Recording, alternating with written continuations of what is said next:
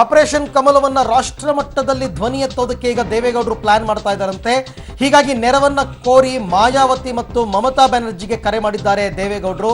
BJP ಎಲ್ಲಿ ಹೋದ್ರು ಬರೀ ಇದೇ ಕತೆ, ತಮಗೆ ಅಧಿಕಾರ ಸಿಗಲಿಲ್ಲ ಅಂತಂದ್ರೆ ಆಪರೇಷನ್ ಕಮಲ ಮಾಡಿ ಕುದುರೆ ವ್ಯಾಪಾರ ಮಾಡಿ ಸರ್ಕಾರವನ್ನು ಅಸ್ಥಿರ ಮಾಡ್ತಾ ಇದ್ದಾರೆ. ಇದ್ರ ಬಗ್ಗೆ ತಾವೆಲ್ಲರೂ ಕೂಡ ಧ್ವನಿ ಎತ್ತಬೇಕು ಅನ್ನೋ ನಿಟ್ಟಿನಲ್ಲಿ ಈಗ ಮಾಯಾವತಿ ಮತ್ತು ಮಮತಾ ಬ್ಯಾನರ್ಜಿಗೆ ಕರೆ ಮಾಡಿ ಕೇಳ್ಕೊಂಡಿದ್ದಾರೆ.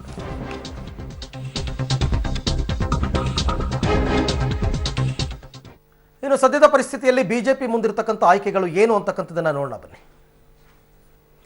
ಪಕ್ಷೇತರರಿಂದ ಸರ್ಕಾರಕ್ಕೆ ನೀಡಿದ್ದ ಬೆಂಬಲವನ್ನು ಮೊದಲಿಗೆ ವಾಪಸ್ ಕೊಡಿಸೋದು, ಅಂದರೆ ಅವರು ಆರಂಭದಲ್ಲಿ ಬೆಂಬಲ ಕೊಟ್ಟಿದ್ರು, ಅವರಿಬ್ಬರು ಬಂದು ಬೆಂಬಲ ತಗೊಂಡ್ರೆ ಅದೇನು ದೊಡ್ಡ ಬದಲಾವಣೆ ಆಗಲ್ಲ, ಬಟ್ ನಾವು ನೀಡಿರ್ತಕ್ಕಂಥ ಬೆಂಬಲವನ್ನು ವಾಪಸ್ ತಗೋತಾ ಇದ್ದೀವಿ ಅಂತ ಹೇಳ್ತಾರೆ. 120 ಇರ್ತಕ್ಕಂಥ ಸಂಖ್ಯೆ 118ಕ್ಕೆ ಇಳಿಯುತ್ತೆ.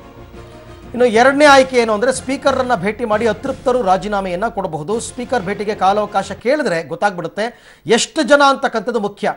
ಅಗತ್ಯ ಸಂಖ್ಯೆ ಸಿಕ್ಕಿದ್ರೆ ಖಂಡಿತವಾಗಿ ಅತೃಪ್ತರು ರಾಜೀನಾಮೆಯನ್ನು ಕೊಡಬಹುದು. ಇನ್ನು ಸ್ಪೀಕರ್ ಅತೃಪ್ತರ ರಾಜೀನಾಮೆ ಸ್ವೀಕರಿಸದೇ ಇದ್ದರೆ ರಾಷ್ಟ್ರ ಮಟ್ಟದಲ್ಲಿ ಹೋರಾಟ ಮತ್ತು ಒತ್ತಡವನ್ನು ಹಾಕೋದಕ್ಕೆ ಕೂಡ ಬಿಜೆಪಿ ಪ್ಲಾನ್ ಮಾಡ್ಕೊಂಡಿದೆಯಂತೆ. ಇಬ್ಬರಿಗೂ ಆ ಅವಕಾಶ ಇದ್ದೇ ಇದೆ. ಸಹಜವಾಗಿ ಸ್ಪೀಕರ್ ವಿರುದ್ಧ ಧ್ವನಿ ಎತ್ತೋದು, ಇವರು ಸಂವಿಧಾನವನ್ನು ಪಾಲಿಸ್ತಾ ಇಲ್ಲ ಅಂತ ಹೇಳೋದು, ಆ ರೀತಿ ಚಿಂತನೆ. ರಾಜಭವನದ ಮುಂದೆ ಬಿಜೆಪಿ ಶಾಸಕರ ಪರೇಡ್ ಅನ್ನು ನಡೆಸಬಹುದು. ನಮ್ಮ ವಿಚಾರಗಳಿಲ್ಲ. ನಾವು ಯಾವಾಗಲೂ ನಮ್ಮ ಎಐಸಿಸಿ ಪ್ರಧಾನ ಕಾರ್ಯದರ್ಶಿಗಳು ಯಾವಾಗ ಬೆಂಗಳೂರಿಗೆ ಬರ್ತಾರೆ ಆವಾಗ ನಾವು ಅವ್ರನ್ನ ಭೇಟಿ ಆಗುವಂಥದ್ದು. ಸಲ ಬಂದಾಗೂ ನಾನು ಭೇಟಿ ಆಗಿದ್ದೀನಿ, ಸಿದ್ದರಾಮಯ್ಯ ಸಾಹೇಬರು ಭೇಟಿ ಆಗಿದ್ದಾರೆ, ದಿನೇಶ್ ಗುಂಡೂರಾವ್ ಅವರು ಅಧ್ಯಕ್ಷರು ಅವರು ಭೇಟಿ ಆಗ್ತಾ ಇರ್ತಾರೆ. ಹೀಗೆ ಒಂದು ಚರ್ಚೆಗಳು ತುಂಬ ಸಹ ನಡೀತಾ ಇದ್ದಾವೆ. ಸಾಮಾನ್ಯವಾಗಿ ಪಕ್ಷದ ಬೆಳವಣಿಗೆ ಆಪರೇಷನ್ ಕಮಲ ಗಿಮಲ ಅದ್ರ ಬಗ್ಗೆನೂ ನಮಗೆ ವಿಶ್ವಾಸ ಇದೆ. ಯಾರು ನಮ್ಮ ಪಕ್ಷವನ್ನು ಬಿಟ್ಟು ಹೋಗೋದಿಲ್ಲ.